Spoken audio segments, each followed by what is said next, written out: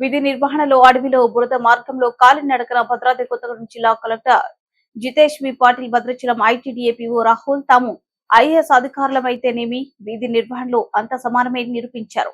భద్రాద్రి కొత్తగూడెం జిల్లా collector Jitesh V Patil, IAS Bhadrachalam ITDA PO Rahul IAS లు భద్రాద్రి కొత్తగూడెం జిల్లా దుమ్ముగూడెం మండలం పెద్దబండిరేవు అడవులలో గౌరవరం గ్రామం ఆదివాసీ రైతులకు అటవీ శాఖ అధికారులకు కోడు భూముల విషయంలో వివాదం తలెత్తగా రైతులు హైకోర్టును ఆచరించడంలో వాటిని పరిశీలన నిమిత్తం ఉన్నతాధికారులను నోటీసులు హైకోర్టు నుండి జారీ అవ్వడంతో ఈ ఇద్దరు ఉన్నతాధికారులు పరిశీలనకు బయలుదేరారు. అసలే మంగళవారం ఉదయం 8 గంటల వరకు చిత్తడిగా వర్షం కురిసింది. దీంతో రోడ్లని మార్గాలని బురదమయమయ్యాయి. అయినా ఇద్దరు అధికారులు వెనకాడలేదు.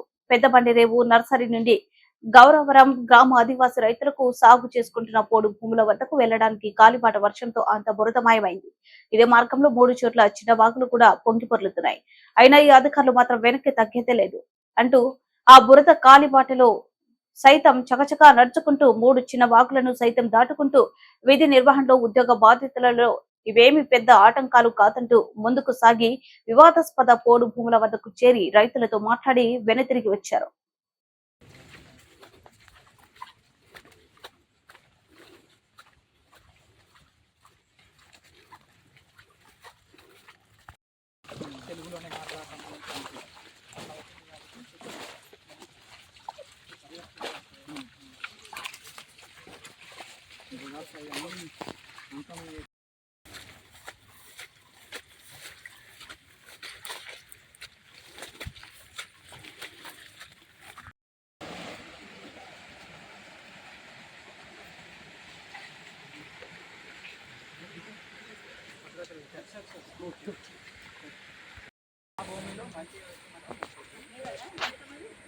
తర్వాత రెండో వ్యక్తిని మొత్తం ఎంత చేసినా అంతా కొలత చేయండి.